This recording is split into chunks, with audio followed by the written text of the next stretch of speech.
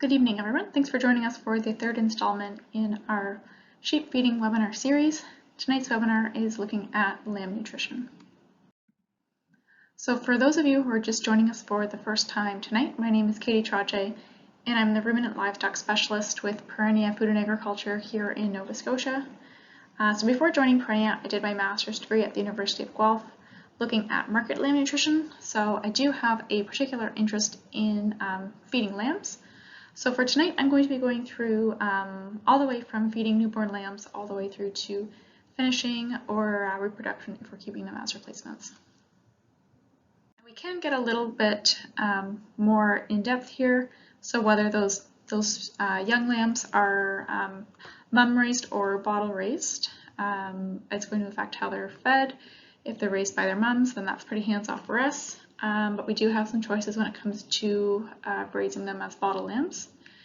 And then the timing of the weaning is also going to affect some decisions that we make based on what sort of system that we're running. So we'll start things off talking about newborn lambs.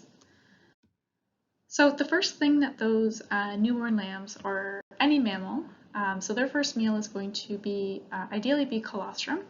So this is the first milk that mother is going to produce. It's going to be a very thick and really rich milk.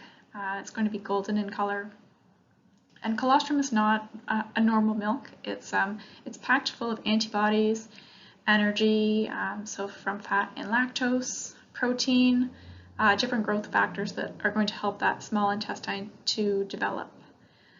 So when those newborn lambs are born, they've got a very small amount of brown fat that they use for energy right away, but it's really important that they get colostrum into them so that they get that nutrition boost that colostrum is going to give them. So a really important thing that colostrum provides is passive immunity. So when those lambs are born, they don't have a functioning immune system. So the immunoglobulins, or the antibodies that are in colostrum, are going to give them some sort of an immune system that they get from their mom that lasts for a couple of weeks until their active immune system develops. So it's also going to provide the nutrients they need. It's also going to stimulate their gut to develop, and it's a laxative to get that gut moving and get it working, and help to get those lambs, just their systems to transition from getting all their nutrients through the umbilicus and instead transitioning into getting it from an outside source. So something that I would like to impress on you is how important it is for newborn lambs to get enough colostrum and to get it quickly. So when newborn lambs are born, their guts are very permeable, so they're able to absorb those antibodies directly through their gut, but the ability to absorb, it's going to slowly decline over a 24-hour period. So by the time that those lambs are 24 hours old, their ability to absorb those immunoglobulins, it's really just a fraction of what it had been just a few hours prior to that. So that's why it's really important that the sooner that you can get those antibodies into them by making sure that they're getting enough colostrum, then the better chance they're going to have at getting their immune system up and running before their active immune system kicks in. So because of this, it's really a good idea to have some frozen colostrum on hand in case you have some lambs that need some supplementation, because it is quite time sensitive. So this graph I grabbed from Calf Care Ontario. The same is true for lambs though. So I just threw it in here because I'd like to illustrate just how long it takes for that active immune system to develop and start to take off. So well over 2 weeks to get that up and running. So it's really important that they do have this passive immune system to keep them from getting ill. And the only way that they're able to get this is through getting sufficient colostrum. So there likely will be some instances when we're going to have to supplement colostrum to some lambs. So some good candidates would be lambs that are hypothermic. It is important that they're warmed up first before being fed, or any weak lambs that we see. Orphan or rejected lambs. Orphan, that's quite obvious. They don't have another source. Rejected lambs as well. So even if we're going to try to get that ewe to accept her lamb, because it's so time sensitive, we probably want to step in and make sure that they get off to a good start. If we've got some ewes that are a little bit thin, they may not be producing a really good quality colostrum, so we can supplement their lambs. Or if we've got some ewes with some udder problems, so maybe a bit of mastitis, or if she's only got one teat that's functioning, then we can help her lambs out and give them a good start. So when we're handling colostrum, it's really important that we're really paying attention to how clean we're being. So when a newborn lamb's gut is open and it's receptive to those antibodies, it's also going to be really receptive to bacteria and viruses, and it's going to be very susceptible. So bacteria, they will double in numbers every 20 minutes if that colostrum is at room temperature. So if you have some frozen colostrum, don't leave it out to thaw. You should thaw it in a warm water bath. Don't microwave it to thaw it. It's really easy to destroy those antibodies. So that, yeah, I'm not going to recommend that. Just do it in a warm water bath. So this chart here, I just wanted to illustrate. So up along the side here, it's the amount of antibodies that are present in the colostrum. And then just as time goes on, so within a matter of hours, that quality is going to decline. So the sooner we can get it into our lambs, the better off they're going to be. So goals for amounts that our lambs should be consuming: aim for them to get 50 milliliters per kilo of body weight within the first 30 minutes of birth. If we can see that they're nursing from their mums, then there's a good chance that they are going to be getting enough. And then we should aim for them to have an additional 200 milliliters per kilo of body weight within 24 hours. So it's a good idea to have colostrum on hand, so you will have to collect it. So if this is something that you're about to go do, make sure that you wash your hands really well. Ideally use gloves. So again, it's just really important to keep things clean. When you're selecting those donor animals, some mature ewes that they're older and they're healthy. So these would be the sheep that I would choose to collect colostrum from. So they're going to have been exposed to more diseases throughout their life, so they're going to have more antibodies in their system, so their colostrum is going to have more as well. So ideally clean the teats before you milk, and if you can, milk them within 15 minutes of them giving birth. So storing colostrum, so you can store it in half-liter serving sizes, or I've heard that empty yogurt containers, these work quite well. So you can take them as needed in different amounts. You can freeze them in either these yogurt cups or double bag freezer bags, or plastic bottles work well too. Make sure that you label who the donor is and the date that you freeze it, and then throw them out after a year. It is always going to be best to use colostrum that is sourced from your own flock. So the antibodies that are going to be present in that colostrum is going to be based on the diseases that are present in your flock. So it's going to be very targeted for your specific instance. Although cow colostrum might be more accessible, I don't recommend it. There is a big disease risk. You may introduce Ionis to your flock, which, yeah, that is a major concern. So now moving on to bottle lambs, another reality of raising sheep. There's going to be bottle lambs that you're going to have to come up with a solution for. So there's a couple different systems that you can consider. So you can use an actual bottle to raise them. Some people come up with different homemade systems that's useful for feeding more than just a couple of lambs, or you can purchase an automatic milk machine, which there is still quite a bit of maintenance involved with cleaning them, but it is pretty labor saving. But regardless of what system you choose, it's really important, again, that everything is being kept clean. So here's just photos of different options. So there's obviously a bottle and a nipple here. So this is a system that my thesis advisor had built for some bottle lambs with the college flock.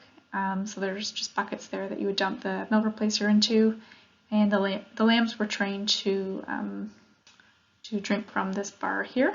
I really didn't like this system. I prefer to feed them with bottles. I just found this really hard to clean properly, and yeah, just wasn't a fan of it. So this here is a photo of lambs that are being raised with an automatic milk machine. Some producers will choose to remove a lamb from their ewe if they feel that their ewe is not able to raise quite a lot of multiples, so often triplets or quads. They might take off one or two. So there's a couple different strategies here. So some producers will take off the biggest lamb in a group of triplets. So I think this is technically what's recommended, is the thought that that biggest one is going to have the best chance of being raised artificially, and leave the smaller ones to be cared for by the mother. Although some producers have a lot of success taking off the smallest lamb, they find that their bottle lambs, if they have an automatic system, they actually end up doing better than the mum-raised lambs. Another way that you could do it is just by choosing the outlier. So if you've got two big lambs and one small one, you take the small one. If you've got two small ones and a big one, you take the biggest one. It's also a really good idea. I definitely recommend providing a source of water even though they're drinking milk. So it's been proven that calves that have access to a water source, they gain weight faster and they have reduced scouring. I don't actually know if there's been something that shows that this is true in lambs as well, but I don't imagine why it wouldn't be true also. As far as the specifics regarding bottle lambs, things like temperature, amounts of milk to feed, frequency of feeding, I just recommend looking at what's recommended on the bag that you are using. This chart here I just grabbed from the OMAFRA website. I just wanted to illustrate here that as those lambs are younger, they're going to require more frequent feeding. As they get older and they start to eat creep feed, they require less frequent feeding as they are preparing for being weaned. So as far as providing creep feed, I do recommend it. It is expensive, but it does a really great job of helping those ruminants to become ruminants. They really don't have very much rumen development when they're born. They're basically monogastrics. This is some photos taken of calf ruminants. Same thing is true for sheep as well. I don't know if you can actually see the caption here. This is milk and grain. So you can see that there's quite a big difference between this photo and the other two. So what you're looking at is the development of those rumen folds and papillae. So it's really increasing the surface of that rumen wall and allowing for that rumen to absorb more acids. So it's just setting it up to be that much more efficient and get it working that much sooner. So as just mentioned, young ruminants, they're effectively born as monogastrics. So that milk that they're taking in, it really has nothing to do with rumen development. It actually bypasses the rumen completely, a groove will form that allows it to go directly into the elastomac, the abomasum, and so it's solid feeds that you need in order to develop that rumen. So depending on the different types of feed that we're offering to our young ruminants are going to stimulate the rumen to develop differently. So just as I showed in those first photos of the calf rumens. So there's 3 different volatile fatty acids that are going to develop as feed breaks down. Butyrate is going to be the best developer. It does the best job at getting that rumen going, followed by propionate, and then finally acetate. It also will develop the rumen, just not at the same rate that butyrate and propionate do. So it's actually going to be grain that's going to stimulate that butyrate and propionate production, and forage stimulates acetate production. So that's why there's such a difference between the rumen development between calves that are fed grain versus forage. So I recommend beginning to offer creep feed when those animals are somewhere around 10 to 14 days old. Choose a creep feed, something that's pelleted, ground, or a mash. So any of these options are going to be very palatable and very easily digestible so that they're able to get that rumen to develop. Also, many commercial creep feeds are going to contain lactulose, so something like decox, which isn't a bad idea. So these are going to be things that are going to be effective against coccidiosis, which can really knock lambs down. So when you're designing your creep area, so this is just an area in your barn where your ewes don't have access to, but your lambs do. So you don't want your ewes eating your expensive creep feed, but you do want to attract those lambs over, get them curious, get them nibbling at that creep feed and to develop a taste for it. So especially in the winter or early spring, a heat lamp can be really useful at drawing those lambs in. So when your lambs are consistently eating an average of half a pound a day of creep feed, then you can start to transition them onto a grower ration. Make sure you do this slowly though, like over a period of a week at least, or at the time of weaning. That's when you can start to offer a grower ration. So for a grower ration, I would offer something that's high in protein, but not necessarily something that's very high in energy. So choosing something like a commercial pellet that's got something like 18% protein instead of whole corn or something like that. So that that corn is going to be quite high in energy, but it's not going to offer the protein that those animals need for growing up their frame. So if we're feeding something that's got too much energy when our growing lambs are still quite small, that's going to result in fat being deposited and not muscle or frame developing. So this is going to be really expensive gain for our market lambs, and it could actually be detrimental to our ewe lambs that we're hoping to keep as replacements. And I'll touch on that more in a minute. So moving on to weaning. So depending on what our production goals are is going to influence the timing of this. So if we are running an accelerated lambing program, we're going to want to wean our lambs earlier. We're going to need to get our ewes bred back sooner, so we just need to give them that time. Earlier weaning, it is more efficient in terms of feed utilization as well, to get those lambs eating solid feed for themselves rather than having the ewes eat the feed, produce the milk, and then have the lambs drink the milk. It's more efficient for the lambs to just feed themselves. It is more stressful on ewes and lambs though. For annual systems, I typically would recommend that this is done based on lamb weights or even ewe body condition rather than age, but it generally works out to lambs being around 4 to 5 months old. So I'd be aiming for something in the 50 to 60 pound weaning weight. I wouldn't really want them any smaller than 50 pounds, but 40 pounds happens sometimes too. So as far as the actual weaning process goes, the best practice is to remove the ewes from the lambs, not the lambs from the ewes. So it's going to be less stressful on your lambs if they stay in the pen where they already know where their feed is. They're familiar with their environment, so hopefully they don't go off their feed, because it can be quite a stressful time. Okay, so now moving on to feeding our replacements. So if it's practical, for example, if you know that you are going to keep all your ewe lambs as replacements, I do recommend sorting them out from your market lambs pretty much as soon as you're able to. So at weaning would be a good time. Replacement ewe lambs ideally should grow about half the rate of our market lambs. So somewhere in the 1/3 of a pound to just under half a pound a day would be a good target. So for our market lambs, it's not a very nice way to think about it, but they live fast and they die young, whereas our replacements, we want to program them differently through their nutrition to live a long life and to be productive for that life.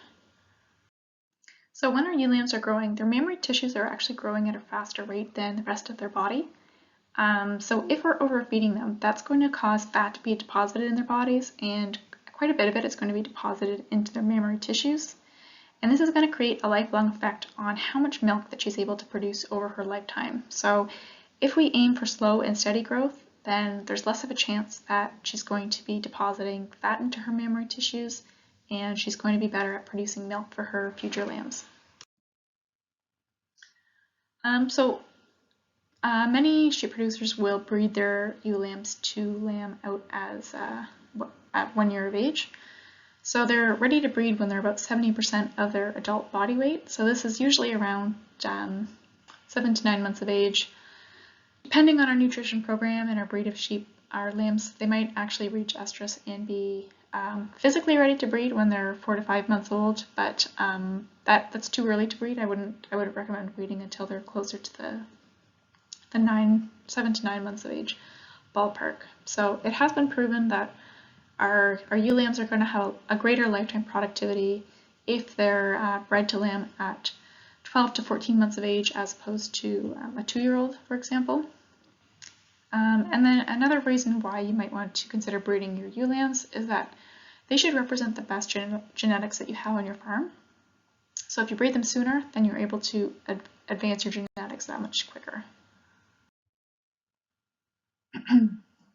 So the way that I like to approach making sure that we're able to breed our ewe lambs on time is, so the first step is to identify what their estimated adult weight is and the goal breeding date or lambing date, so we can just work back 5 months from there. So our lambs should be 70% of their adult weight at the time of breeding, or ideally a little bit sooner. So for example, if our the average weight of a ewe on our farm is 150 pounds, then we would want to be breeding our ewe lambs when they're around 110 pounds. So the next thing that we need to know is what our lambs currently weigh. So if you have a handling system and scale, really easy, just run them through, figure out the average weight of the group that way. If you don't have a handling system and scale, then I would recommend choosing somewhere like half a dozen to a dozen representative lambs from that group. And then if you have a bathroom scale, you can just hold them and then weigh yourself holding them, and then just subtract your weight and come up with an average that way. So now, using this, we've got a target date in mind. We know how much our lambs need to gain by that, so it's just a matter of calculating how much our lambs need to gain on a weekly or daily basis in order to meet that goal. So you can use this information if you're planning a ration, but another really important part of this is it's important that you weigh them regularly, so maybe once a week, once every 2 weeks, just to make sure that they're on track and they're gaining appropriately. I do strongly recommend keeping your replacement ewe lamb separate from your mature ewe flock. So from this point up until they're in their lactation, even then. So they are still growing their frame up as they're growing their lambs, so they do require better feed and a bit more attention than your mature ewes. Another reason to do this is that ewe lambs, they are more likely to have single lambs versus mature ewes are more likely to have multiples, so you can feed them differently that way as well. Okay, and I'm going to switch gears to talk about feeding our finishing lambs, or market lambs. So the main thing that we need to keep in mind when we're feeding market lambs is that we want to be feeding them efficiently. And what I mean by efficient is taking things into consideration like your feed to gain ratio and their average daily gain. So the challenge that we have as Maritimers is that grain is really expensive in this part of the country. So the costs of production that we have are going to be different than anywhere else in the country. So our goals, we might need to shift them a bit to meet our the costs that we're dealing with. So a major thing that we need to consider when we are feeding market lambs is how are we going to balance the growth targets with their rumen health and also the costs. So we want efficient growth, we want healthy animals, and we want least cost options so that we're making a profit. So one thing that can happen when we are feeding large amounts of grain to market lambs is something called acidosis, or grain overload is another name for it. So it's caused by too much grain that's fed too fast, so the rumen microbiome hasn't had time to adjust properly. So lambs, they can actually eat quite high amounts of grain in their rations. It's just a matter of whether that's economical to do and whether or not those lambs have had time to adjust to that. Another reason that can cause acidosis is if they don't have enough physically effective fiber so that they are triggered to ruminate and chew their cud and get their saliva mixed in to keep their rumen healthy. So when we run into an acidosis situation, we're going to be disrupting that rumen pH and the ability of that rumen environment to correct itself and come back up to the correct pH that it's supposed to be. So there's a lot of different things that acidosis can cause. It is a spectrum, so we can have anything from reduced growth rates and lowered productivity. We might not notice any outward signs day to day, but if we were to track it, we might notice that our lambs aren't growing as well, all the way to the other end of the spectrum, which can actually cause death. So it just really depends on the degree of acidosis. So my master's research, it actually looked at what happens to lambs when they're fed different amounts of grain. So I fed market lambs diets along a continuum of grain inclusion, and I monitored their production and their rumen health. So the diets that I was feeding contained 0%, 20%, 40%, 60%, 80%, and 100% grain. And then the flip side to that diet was the remainder was second cut chopped alfalfa hay that was around 16% crude protein. And the diets also had vitamins and minerals, etc. So this is just a few photos from my experiment. So these are the feeders that I fed the diets in. So each lamb was trained to their specific feeder so that they could only eat their assigned diet. And they had collars around their neck with a key mechanism. So some of the ways that I evaluated their rumen health, so I monitored the pH of the rumen. I also I took some samples of the rumen wall and I looked at them under a microscope to see whether there was any damage. And then I just looked also at rumen scoring. I think the most interesting results were in my opinion, were the production measurements. So along the top here, I've got decreasing amounts of hay and the increasing amount of grain. So I've just highlighted here the total weight gain. So interesting. So once I started feeding 40% grain or more, there really wasn't a big difference. There was no significant difference in the amount of weight that my lambs gained. And then also the feed to gain ratio, again, this, I don't know if you can actually see this, but it's 5:1 for the 100% grain diets. So based on my research, the sweet spot of foraged grain to offer to market lambs is somewhere around the 40 to 60% range. So when I fed less than this amount of grain, the diets weren't energy dense enough to promote good growth and efficient growth. And if I was feeding more than 60% grain, then my sheep started to run into acidosis. So this is kind of the balance between production and rumen health. So I believe that it makes more sense for us to feed closer to 40% grain here in the Maritimes, just sort of as a rough rule of thumb. So I'm always going to recommend to test your feed and come up with rations based on that. But I think it's a good approximation. So I will recommend to maximize our forage use and use that 40% grain to stimulate the rumen microbiota to make the best use of the forage that we are feeding. So also, I just want to note that the better quality forage we feed, the less supplementing we need. So protein is really expensive, so if we're feeding better quality forage, then that's less protein sources that we have to buy in. And when we're feeding grain to market lambs, I do recommend feeding whole grain. When they're really small, they do need it processed, but once they're sort of bigger than 20, 30 pounds, then they can have whole oats, whole barley. Corn, I would wait until they're about 50 pounds at least to feed whole corn, but then after that, they're totally fine to have that whole grain. So the average daily gain target in Ontario is 3/4 of a pound per day. Depending on what the prices are here, both for grain prices and lamb prices, it might actually make more sense for us to feed them for a little bit longer at a reduced rate of gain. So that's just going to be a matter of figuring out what the costs are actually going to be. This is just a reiteration because our grain prices are so high here.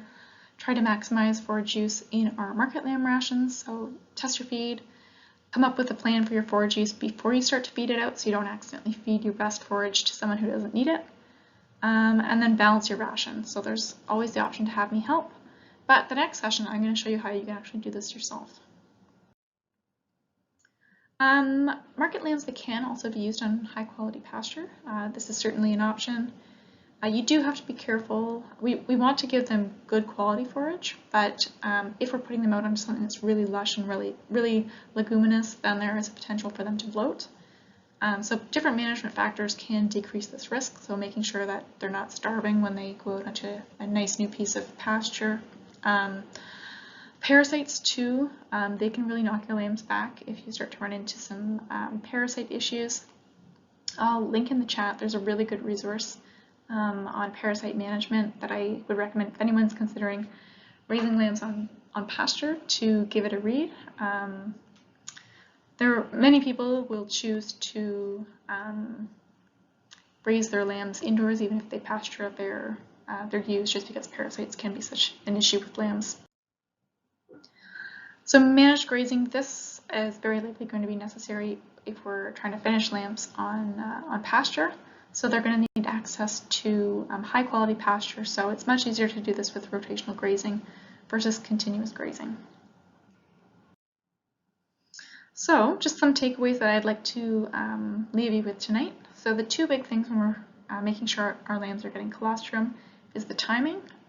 So this is going to really affect the ability of that animal to absorb those antibodies and the quality of those, and the quantity. Cleanliness is really important with our young lambs. They don't start to develop an active immune system until they're more than 2 weeks old. Crate feeding is really useful to help promote rumen development. Growing lambs, they require higher protein content, more so than high energy diets, and try to maximize forage use in finishing lamb diets. So the next session is on April 13th. So as I mentioned before, it's going to be focused on how to balance a ration. So taking everything that I've gone through the past 3 sessions and then actually figuring out how we're going to make these diets work for our sheep. So there's 2 ways I'm going to go through, a Pearson square method, which is done by hand, or how to use the Sheep Bites computer program. So it's a ration balancing software that I use when I'm formulating diets. And then if anyone has questions, I'd be happy to take them. If anyone has any specific ration questions, my email is right there. It's just a little bit hard to answer those on the spot without getting into details about forage quality and more details about what you're actually doing. So I'm happy to take them. Just feel free to shoot me an email or give me a call at a later time. Thanks.